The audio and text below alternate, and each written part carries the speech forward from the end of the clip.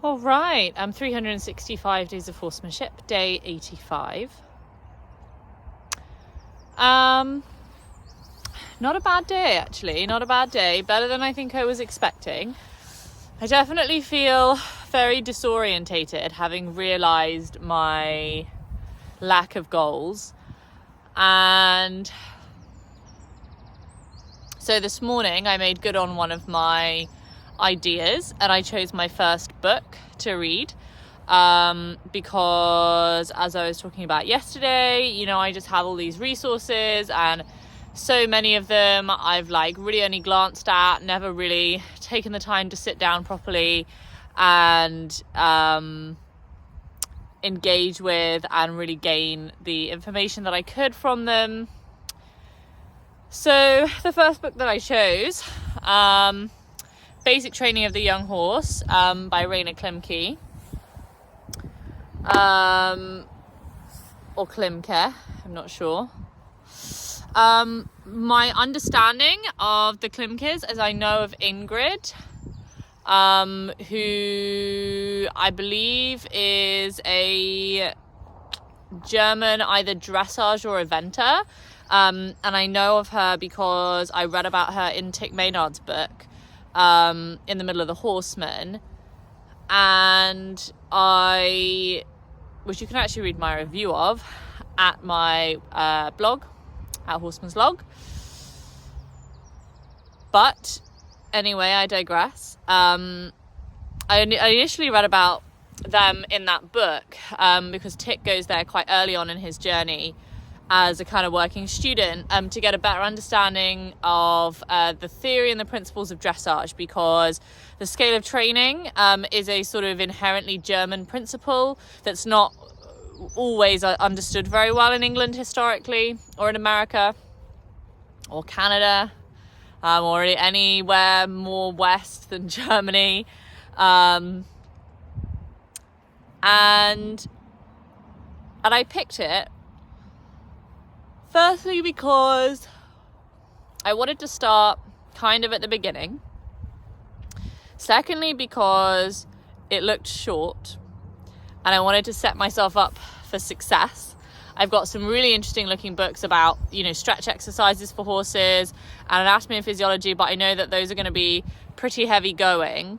So I really kind of wanted to start with something that felt really achievable. I'm not really sure how I'm gonna document that, because I really feel like I ought to. I have a couple of ideas maybe floating around in my head, so we'll see kind of what comes of that. But I started reading today. I read for about half an hour when I got here, and I went and sat in the field with Mia. I just went into the field, and when she looked up at me, I just stopped and I sat there and I read my book for about half an hour, and then I went to spend some time with her. And kind of the real takeaways that I got from the book today, it was talking a little bit about training of the foals. Some stuff that is already well known to me about not riding the horse and training the horse too young, and how it's quite common to do that. This book was obviously published in 1993, so it's a few years ago now, but definitely there are still horses being sold today as 3-year-olds at auctions, ready to compete, ready to race, ready to ride. It's a really young age for them physically and mentally. Their bones haven't really grown yet, and it's a very common thing in the industry that people feel that they need to start their horses really young. And Rainer in this book talks about how all of his most successful horses who competed, at Grand Prix and, B&C levels, all of them were only started to be ridden at 3 or 3.5, and within those 3 years between then and sort of 6 or 7, he got them to that, Olympic Grand Prix standard. And so it was interesting to think about this idea of the patience that you need to have for the horse to be ready for the training that you're doing, and then once you get to that place, the training is easy. He talked a little bit as well about how horses that have bad experiences with people are the most challenging to train with, because they have a lot of resistance and negativity, and that was kind of, I think, you know, what I have seen definitely with both my horses, but, you know, with Mia, I think to a slightly greater or more challenging extent for me personally. And then he talks a lot about, I mean, the three basic things he talks about are haltering for a foal.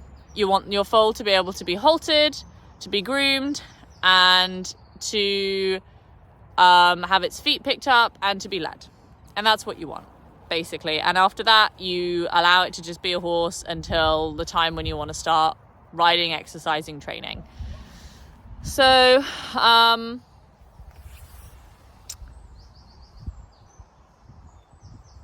I thought it was interesting because some of the stuff he was talking about was a little bit more on the traditional side of, I guess, what we like to do. Probably not. But I think a lot of it was talking about being a leader, talking to the horse calmly and quietly, but showing the horse that, you know, there is no other route to comfort than to obey your commands, essentially.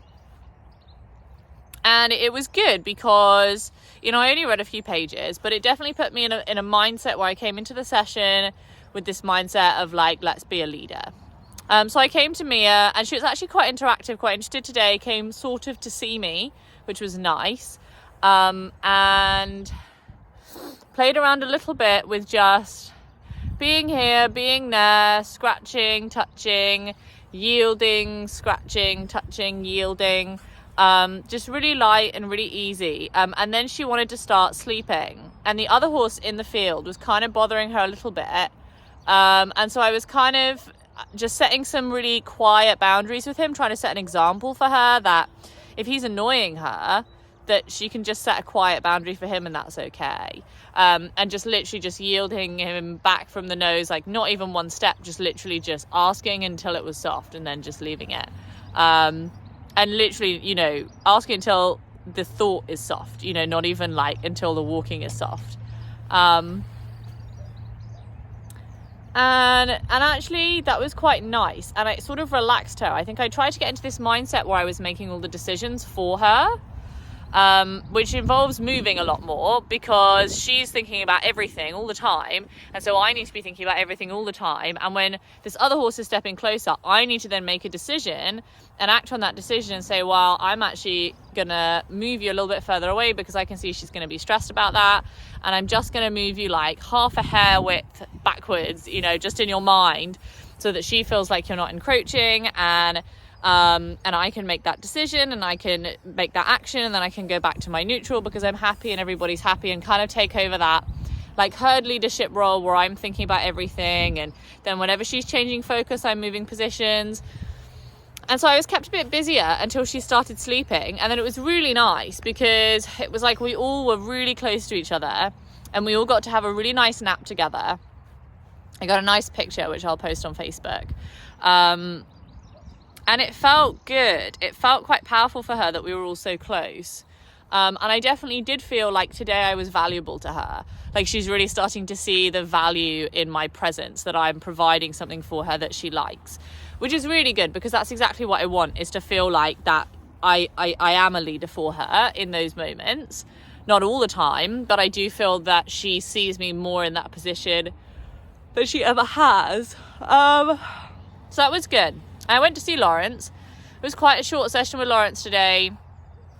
None of the massaging that I did really felt like it was powerful for him. Like it seemed like it was nice, but none of it really seemed like it was like he really like engaged and tensed.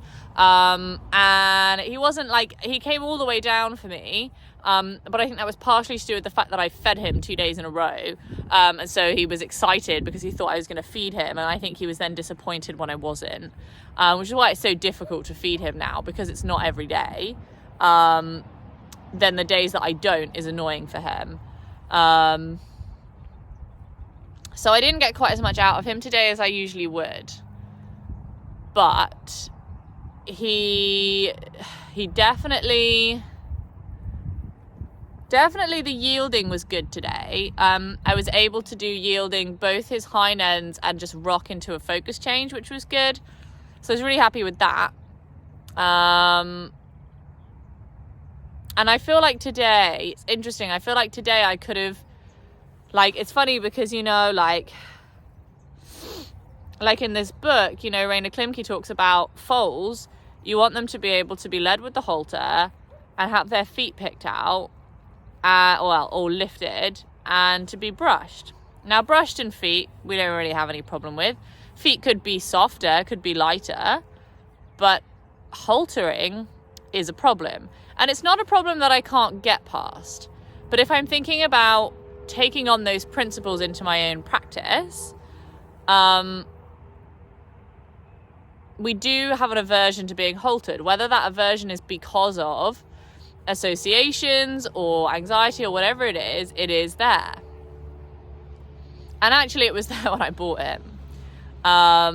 So I do wonder if maybe that's a good game to play. And it's an interesting shift in my mindset, because I think it's about, previously when I've been thinking about, oh, well, I need to get him better at haltering, there's always been the end of that, because I need to get him better at haltering because I want to bring him to the arena, I want to take him on a hack, I want to take him to the yard, I want to play in the playground.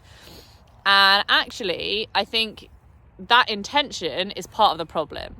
And I think I need to go, well, I want him to be better at haltering because I want him to be better at haltering. And I think I just need to bring that mindset into it, where it's just about the halter. It's not about anything else. It's not about where I'm going to go. It's not about what we're going to do. It's just about having the halter on and being together, and that being okay. So maybe that's something I can play with tomorrow. I definitely feel today like I could have played with it, but I didn't have it with me, and I nearly took it, but then I didn't. So maybe tomorrow that's going to be something good to try. So we'll see. I'm excited to come back tomorrow. Excited to read some more of my book. I'm thinking about getting a little like portable DVD player, because I have a load of DVDs, and excuse me, I have a load of DVDs, and I think it works nicely for me if I watch that stuff and I look at that stuff and I read that stuff here, because it sets me up really nicely for the session. So yeah, so we'll see. We will see.